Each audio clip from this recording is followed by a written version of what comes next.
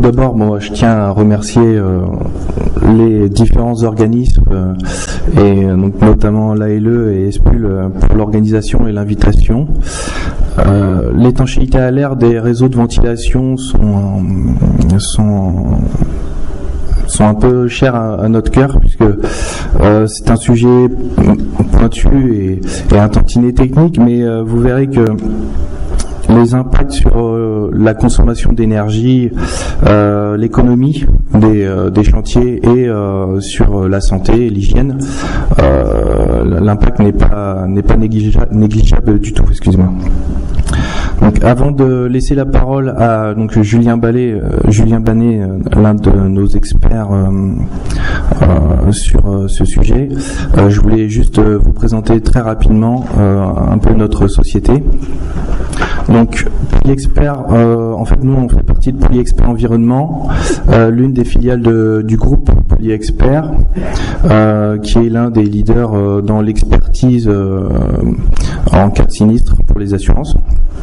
Donc, le groupe contient pas mal de filiales, quasiment toutes spécialisées autour de l'expertise en cas de sinistre. Nous, on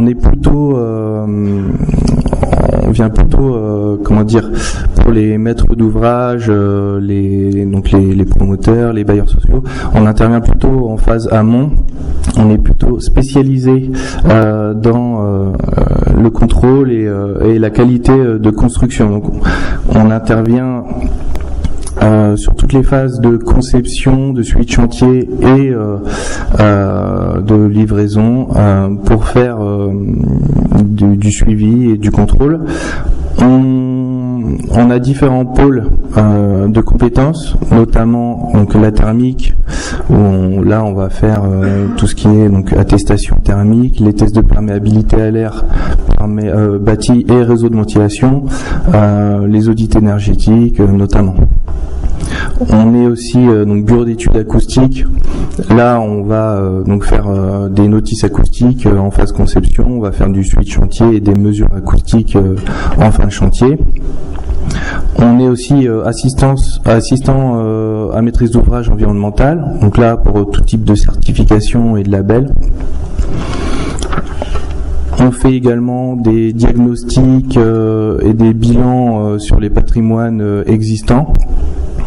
Ça va toucher donc l'acoustique, la thermique, la sécurité incendie, l'accessibilité handicapée et enfin la qualité de l'air. Là, on va préconiser les matériaux, on va contrôler justement les systèmes de ventilation et on va faire des mesures de polluants. Vas-y.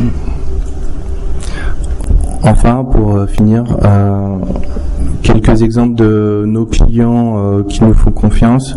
On a principalement des promoteurs, des bailleurs sociaux, des assurances pour toute la partie en tant que sapiteur pour les expertises, et aussi des collectivités pour faire des mesures de polluants, par exemple dans les crèches ou les écoles.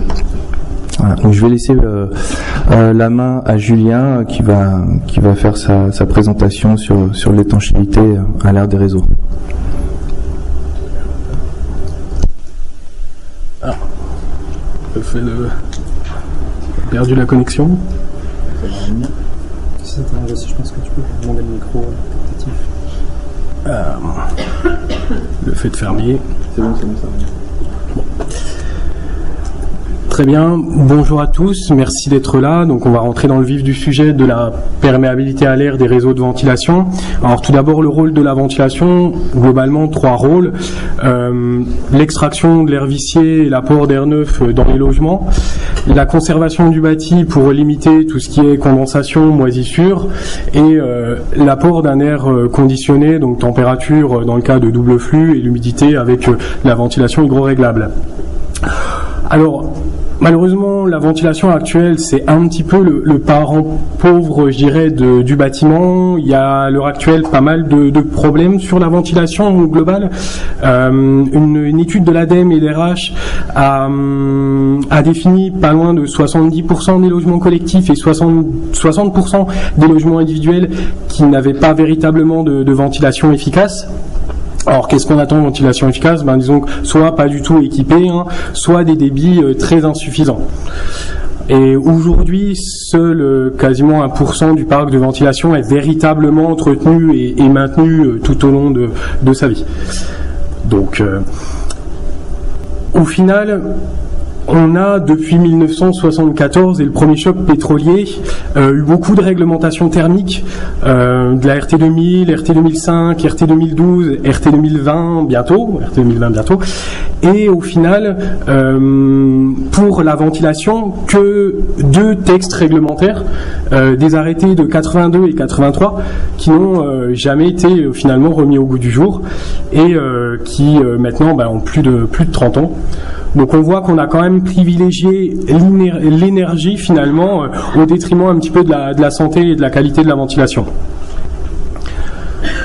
Alors heureusement, effectivement, des nouveaux labels maintenant énergétiques intègrent un contrôle complémentaire du système de ventilation, donc on va y venir un petit peu plus loin. Alors, la perméabilité à l'air des réseaux de ventilation, qu'est-ce que c'est? C'est simplement caractériser la quantité d'air qui entre et qui sort de manière non contrôlée à travers les conduits du réseau de ventilation, sachant que l'étude thermique, quand le thermicien la dimensionne, a déjà effectivement un débit de fuite qui est défini. Donc on voit qu'elle joue un rôle majeur sur la performance des systèmes de ventilation. Typiquement, un réseau qui n'est pas du tout étanche a de nombreuses pathologies. On y viendra. Et donc pour ça, on a défini un petit peu des classes d'étanchéité pour s'y retrouver un petit peu sur les différentes valeurs de débit de fuite. Alors, la classe par défaut, comme son nom l'indique, c'est ce qui a été déterminé comme valeur relativement arbitraire d'étanchéité des réseaux. Donc c'est ce qui apparaît dans l'étude thermique et qui est pris pour valeur. Et on a, à partir de cette valeur, défini d'autres classes pour les réseaux plus vertueux et plus étanches. On a appelé classe A, B, C, sachant que la classe, ça va dans l'ordre. La classe A est un peu plus étanche que la classe par défaut. La classe B encore un peu plus que la classe A, c'est pareil. Et puis D également. Alors D, pour l'instant, on n'en trouve pas véritablement parce que c'est plus, enfin en tout cas dans le logement collectif, c'est assez rare. C'est vraiment des réseaux très très étanches. Et à l'heure actuelle, c'est même pas défini dans les moteurs de calcul thermique. Alors, mais pour atteindre ces exigences et pour atteindre une classe la plus étanche possible, un petit focus rapidement sur le DTU 68.3. Alors, je vais juste parler des bonnes pratiques concernant l'étanchéité des réseaux du DTU et pas sur le DTU en entier. Donc, j'ai noté quelques points importants qui sont des fois pas toujours vus sur chantier. Ça reste des généralités, mais pour avoir une petite idée, éviter les piquages express, privilégier l'été, priorité à la mise en œuvre des accessoires à joints de classe C plutôt que les bandes adhésives ou les joints mastiques. Alors on peut effectivement prévoir des bandes adhésives ou des joints mastiques, mais ça viendra plutôt en complément si on a quelquefois sur des points de faiblesse ponctuels. Éviter également les angles à 90 degrés, c'est les pertes de charge qui provoquent également qui joue aussi, qui n'améliore pas le débit d'extraction, de privilégier l'enduit mastic à l'intérieur sur le bord d'attaque plutôt que l'extérieur, venir après rajouter le mastic et la bande adhésive, et enfin de diminuer le nombre de vis lorsqu'on vient fixer, puisque les vis vont perforer le réseau de ventilation et donc provoquer des fuites supplémentaires. En dessous, j'ai défini un petit schéma qui définit c'est un schéma du DTU qui précise les organes principaux pour avoir une étanchéité maximum à partir de la bouche d'extraction jusqu'à la colonne. Alors, la perméabilité à l'air des réseaux de ventilation, une bonne qualité, va intervenir sur 4 points particuliers. D'un point de vue économique, déjà, en diminuant les consommations énergétiques, d'un point de vue de la qualité et de la pérennité dans le temps du réseau et de la performance du système, au niveau de la santé et de la qualité de l'air intérieur, et au niveau du confort acoustique. Donc au niveau énergétique, au niveau des, je dirais au niveau économique, on avait demandé à un bureau d'études Oxynergie de nous faire un petit calcul pour déterminer le gain sur le CEP de l'étude thermique en se valorisant par rapport à la classe d'étanchéité. Donc on peut voir ici sur un collectif, alors les typologies peuvent varier puisque le CEP va dépendre de l'opération, mais globalement là sur un collectif de 25 logements, un gain, une classe d'étanchéité A permet un gain de 2% sur le CEP. Alors ça peut paraître peu, mais au global sur l'opération, ça peut être des épaisseurs d'isolant en moins, gagner quelques centimètres d'isolant et au final un coût moindre sur le marché de travaux. On voit que c'est un peu moins marquant pour les villas et les villas accolées, on est sur 1,5%, 1,9%. On voit que si on passe en classe B ou C, on va avoir quand même un petit point supplémentaire. Voilà. Après, évidemment, ça dépend, sous-entendu que le thermicien soit bien conscient de l'impact que ça a à terme pour lors de la mesure, par exemple, d'être sûr qu'on atteindra réellement ces classes d'étanchéité. Alors, un petit point sur la qualité et le SAV. Globalement, un réseau qui est plutôt bien étanche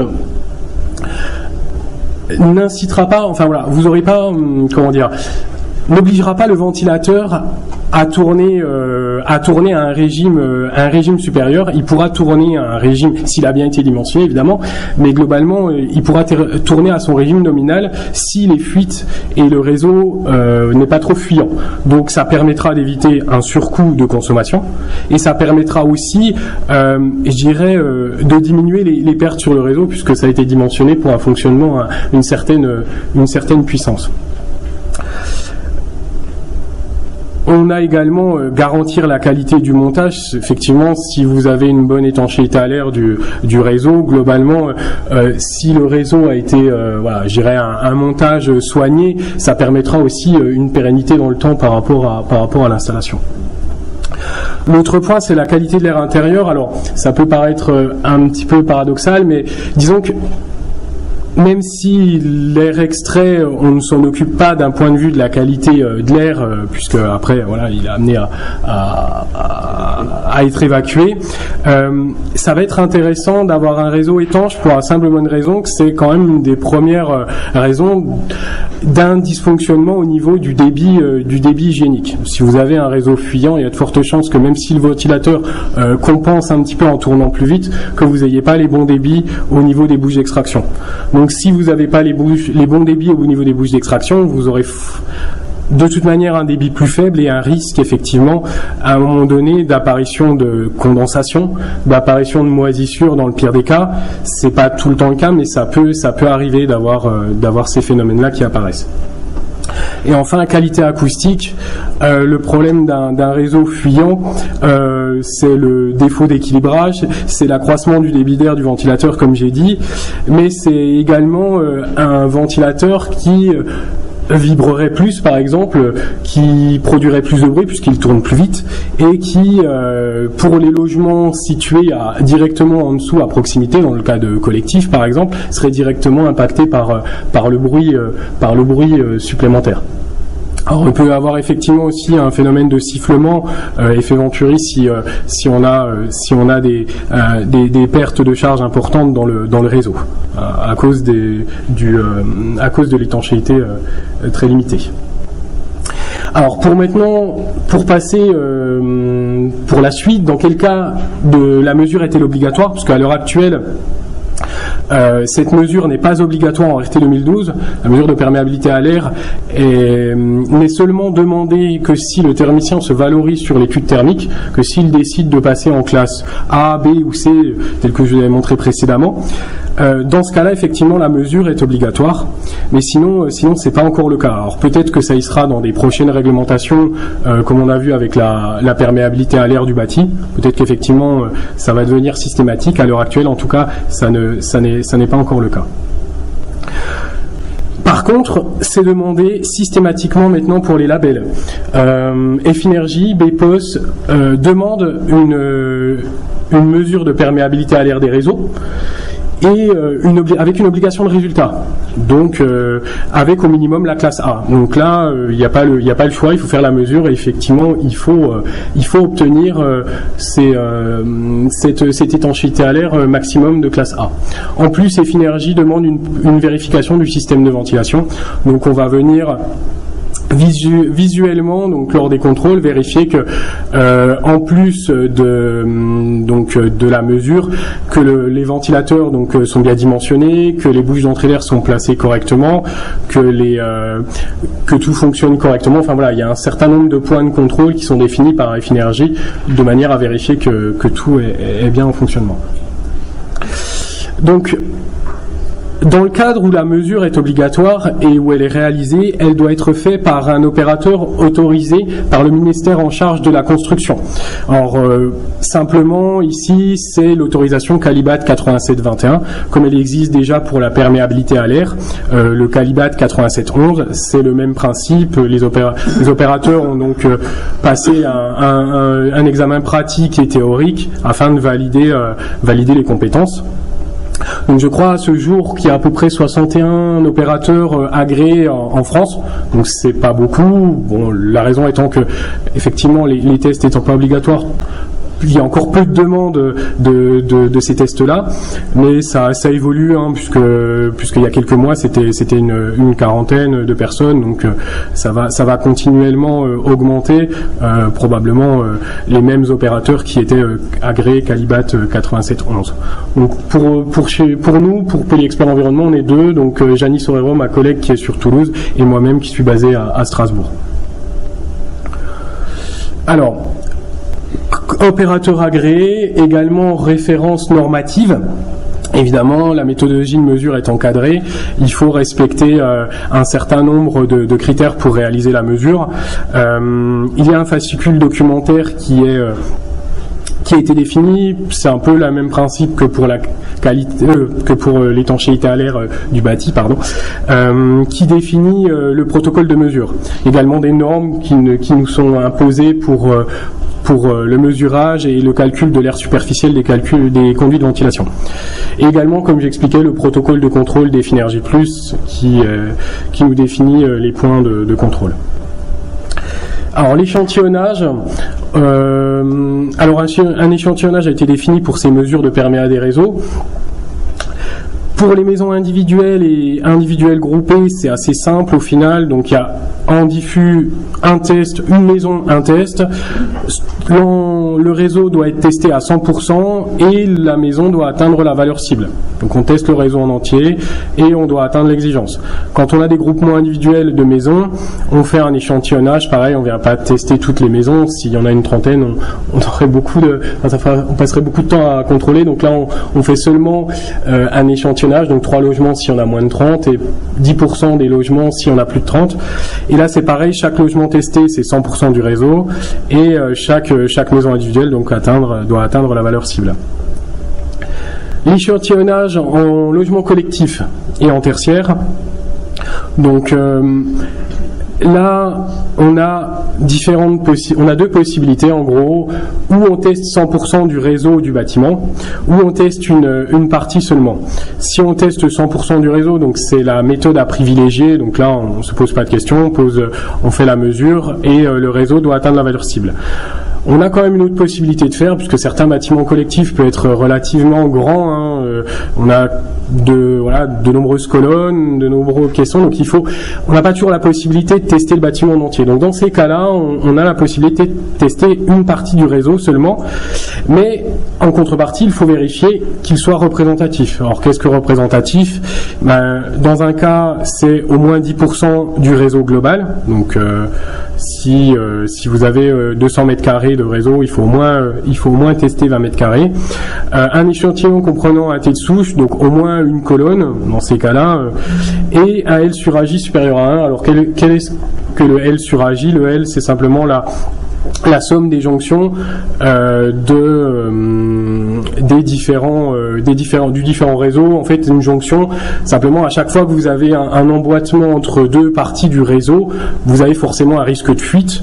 Et donc on définit cette surface pour que on ne mesure pas uniquement une gaine simple. Sinon, si vous prenez une gaine sans percement, sans raccordement, vous serez forcément étanche.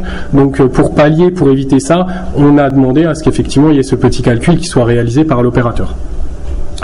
L'autre possibilité, c'est de tester 20% du réseau et toujours un échantillon représentatif. Simplement là, l'échantillon représentatif, il est déterminé comment ? On s'est dit que à partir du réseau d'extraction et jusqu'à la bouche d'extraction, c'est représentatif puisque le réseau va suivre la logique du bâtiment et donc aura de toute manière à un moment donné des coudes, des têtes de souche, des éléments qui seront représentatifs du réseau. Et là, c'est chaque section qui doit atteindre la valeur cible dans le cas où on a plusieurs réseaux justement avec plusieurs questions d'extraction. Timing du mesurage, c'est une question qui revient souvent pour les maîtres d'ouvrage. La différence, par exemple, de la perméabilité à l'air du bâti, c'est que ici, lorsqu'on termine, en fait, on considère qu'un test est final lorsqu'il n'y a plus d'interaction au niveau du réseau de ventilation. Donc à aucun moment on ne remet en cause l'étanchéité du réseau. Donc la différence, c'est qu'en perméabilité à l'air, on peut, c'est véritablement à livraison qu'il n'y a plus d'impact sur l'étanchéité, mais dans le cadre du réseau, on peut considérer qu'effectivement à partir du moment où c'est que l'entreprise, puisque là il n'y a qu'un seul corps d'état, l'entreprise de CVC, l'entreprise de ventilation a terminé son réseau, on peut considérer qu'on peut faire le test à final. Et donc dans ce cas-là, ça arrive qu'on soit en cours de chantier au final au niveau de l'opération. Mais dans l'idéal, le test doit être fait le plus tard possible pour vraiment éviter un impact sur le réseau.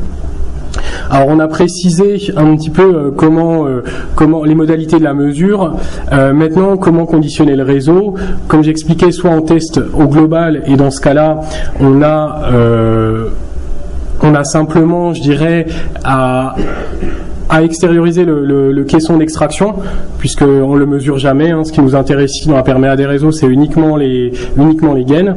Et dans ce cas-là, on vient simplement déconnecter le caisson d'extraction, et on vient soit par l'intermédiaire d'une vessie, comme ici sur la photo, soit par l'intermédiaire d'un bouchon étancher la partie qui est raccordée au caisson d'extraction.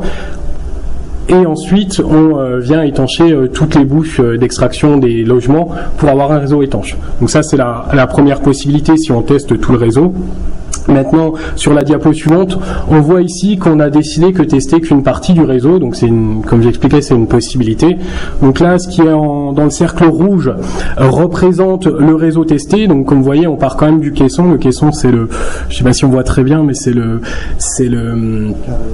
carré rouge, voilà, qui du coup alimente. Ici, on vient vraiment mesurer que la partie alimentée sur la droite du schéma.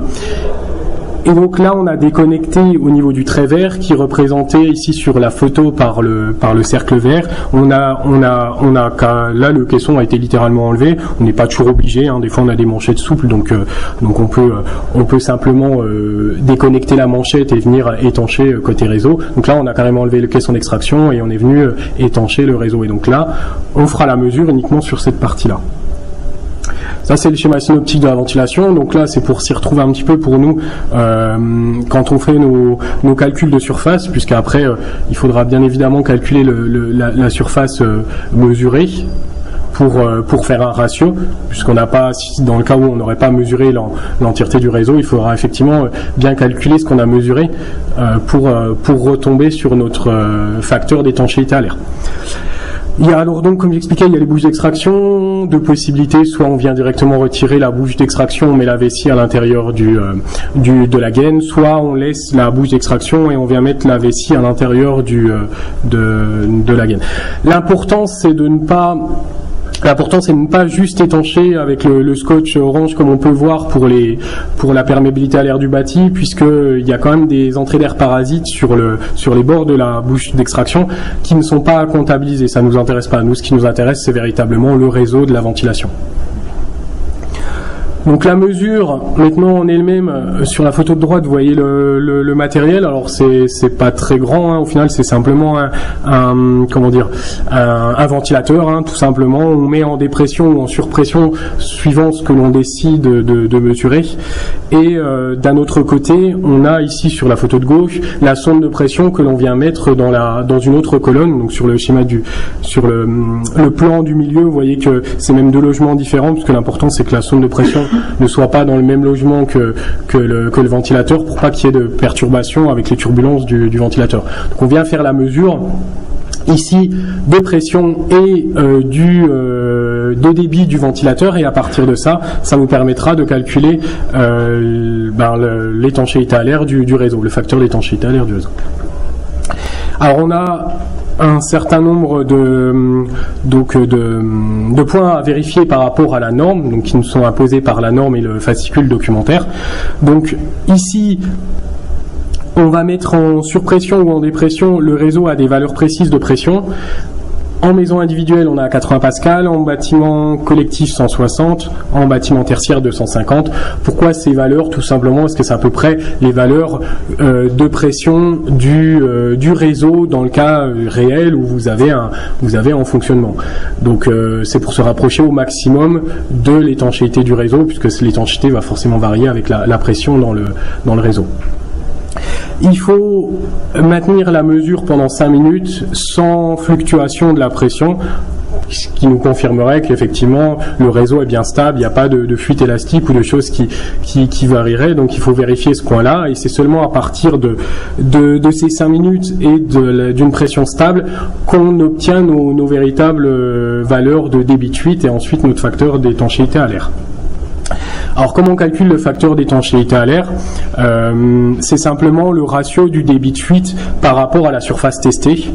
Donc qui va nous donner notre valeur d'étanchéité à l'air qu'on va comparer à la limite d'étanchéité à l'air. Alors la limite, c'est ce que j'expliquais par rapport à la classe des réseaux. Donc là vous retrouvez nos valeurs A, B, C, D que j'ai présentées avant, et en fonction de la pression d'essai qui est recalculée, donc les 80 pascal, les 160 ou les 250, on va déterminer donc nos limites d'étanchéité et savoir à partir de là sur quelle zone, sur quelle classe on se situe dans le réseau. Alors petit aparté pour la double flux, dans le cas de la perméa des réseaux, il faut mesurer en soufflage et en extraction les deux et prendre le résultat le plus mauvais. Donc effectivement on se pénalise un petit peu, mais ça fait partie des critères de la norme pour être sûr que le réseau, les deux parties du réseau soient bien étanches.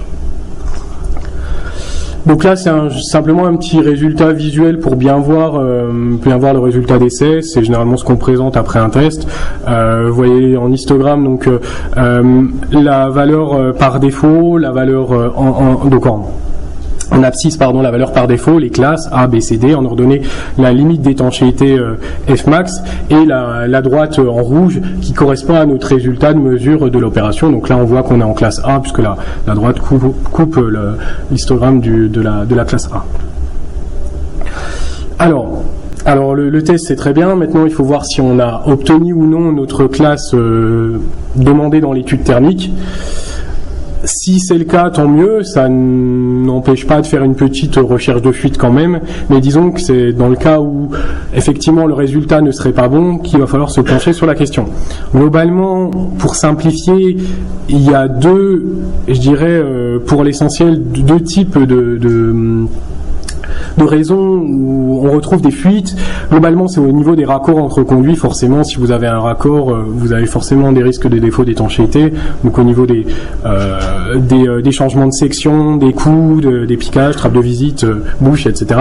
Et au niveau des liaisons terminales, tête de souche, les manchettes, les bouches, il y a un certain nombre de points qui sont toujours singuliers, qui risquent de dégrader la perméabilité du réseau.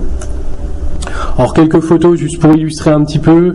La photo en haut à gauche et en bas à gauche, on voit clairement un souci au niveau du tête de souche qui a été déformé. Alors ça fait partie effectivement des points à vérifier. Le stockage et la mise en œuvre c'est relativement fragile et ça se déforme bien ici l'acier galva. Donc c'est vraiment un risque important d'étanchéité, un risque de fuite en tout cas sur les têtes de souche. D'autant plus que les têtes de souche sont déjà pas très étanches naturellement. Le capuchon est difficilement des fois ajusté. Ça impacte le réseau. À droite, je dirais c'est la double peine puisque en plus d'avoir un problème au niveau du bouchon, le tête de souche est mal emboîté sur le réseau à cause visiblement d'un panneau solaire qui gêne, donc il n'y a pas beaucoup de place en toiture. Donc du coup là il y a également des risques au niveau de la jonction entre la colonne et le tête de souche. Donc là clairement warning sur les tests. Alors la recherche de fuite peut se faire de différentes manières. Globalement, les deux principales, c'est vraiment le thermoanémomètre, vitesse de faire une recherche de fuite au niveau du thermoanémomètre en analysant les vitesses de fluide et les vitesses d'air qu'on pourrait trouver tout au long du réseau. Alors c'est une première approche, attention parce que lorsque vous avez une vitesse, alors c'est bien pour comparer, mais si vous avez une vitesse d'air, ça dépend aussi de la surface de la fuite pour déterminer le débit. Si effectivement vous avez une faible vitesse mais une surface importante, vous allez quand même avoir une fuite importante. Donc à se méfier quand même des résultats de la vitesse, c'est pas toujours parlant. Il faut avoir un petit esprit critique sur les résultats qu'on peut lire sur le thermoanémomètre. Maintenant, la méthode la plus visuelle reste quand même la machine à fumer. On met en surpression le réseau et ça permet véritablement de faire une recherche rapide et assez exhaustive de l'ensemble des fuites du réseau, puisque si vraiment vous avez un réseau fuyant, vous allez voir tout de suite quels sont l'endroit des fuites. Même là, on arrive à voir clairement alors qu'on est à l'air libre, on est dehors en toiture. Donc dans les logements, c'est encore plus parlant la quantité de fumée qui peut en sortir des différentes fuites.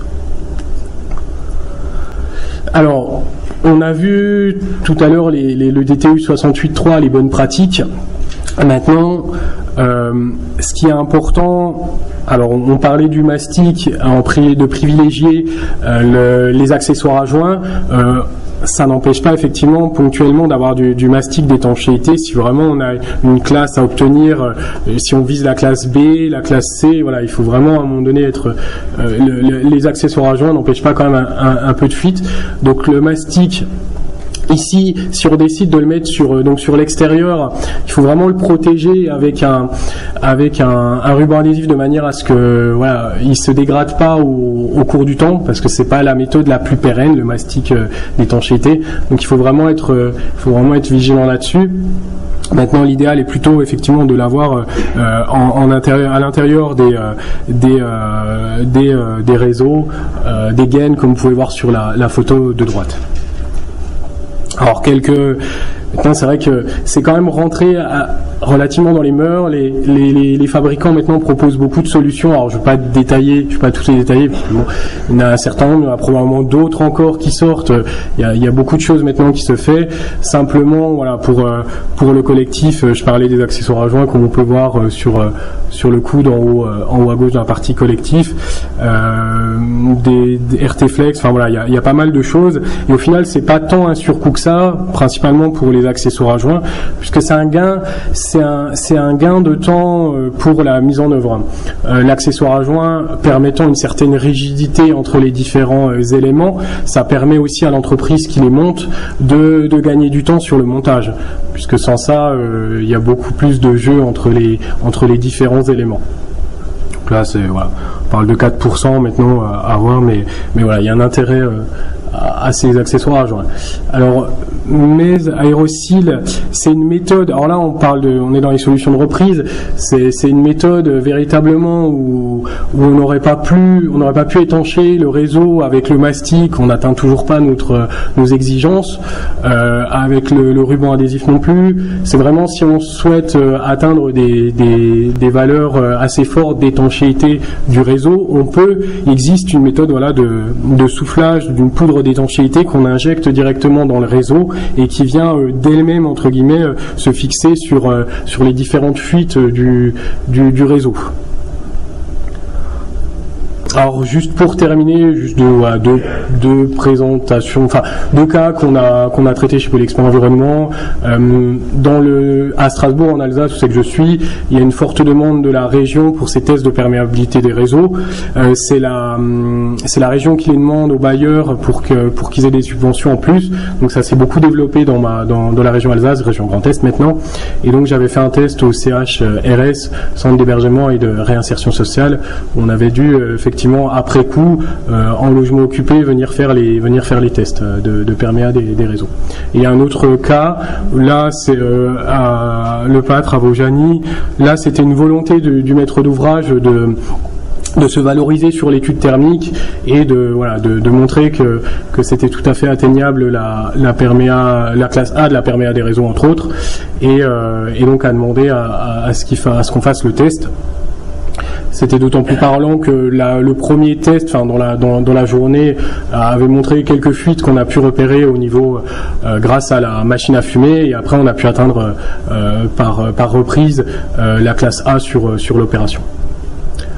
Donc voilà pour la présentation. Du coup, je vais laisser la parole à Guillaume pour la suite. Merci Julien pour cette présentation. J'espère que vous n'êtes pas trop endormis sur les parties normes et calculs mathématiques. Juste pour finir, ce qui est important là, c'est bien évidemment la mise en œuvre. Pour avoir une bonne mise en œuvre, il faut des personnes compétentes. Les entreprises, des fois, de plomberie, notamment, qu'on rencontre sur les chantiers, ne sont pas forcément qualifiées ou compétentes ou formées tout simplement pour monter les réseaux de ventilation. Donc la première chose déjà, c'est agir sur les entreprises au niveau des formations. Ensuite, nous on peut proposer d'autres solutions, comme par exemple la sensibilisation. On intervient en tout début de chantier. On va voir les lots qui sont autour des réseaux de ventilation, c'est-à-dire les lots gros œuvres, maçonnerie, le lot plomberie ventilation et le lot cloison doublage principalement, pour un peu les sensibiliser sur les règles de l'art et les matériaux pour être dans des bonnes conditions de mise en œuvre. Ensuite, on a donc on fait les visites de chantier. Donc cette fois-ci, on va contrôler comme une tierce personne la mise en œuvre tout simplement. On a des auto-contrôles de type Diagvent 2 ou Promévent. Qui sont normalement à la charge du lot plomberie, et certains maîtres d'ouvrage souhaitent avoir une tierce personne pour faire ces contrôles-là. Donc c'est ce qu'on réalise avec les mesures de débit-pression pour vérifier si on a les bons débits au niveau des bouches d'extraction. Donc je vous remercie pour votre attention.